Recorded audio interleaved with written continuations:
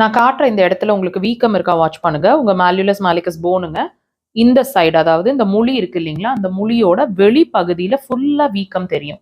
இந்த இடம் ஃபுல்லாவே வீக்கம் இருக்கும். சிலருக்கு இந்த இடம் மட்டும் வீக்கம் இருக்கும். இந்த முழி கிட்ட கீழே வீக்கம் இருந்தா அல்லது முழியை சுத்தி வீக்கம் இருந்ததுன்னா லேடிஸ்க்கு நிறைய அதை பாதிக்குங்க.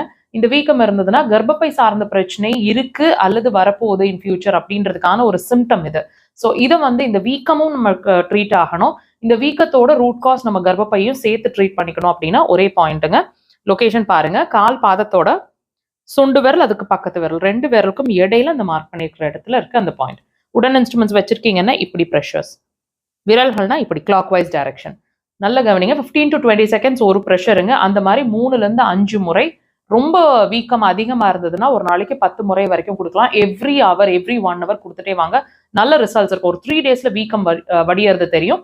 அந்த மாசத்துலயே உங்களோட மென்சஸ் சைக்கிள்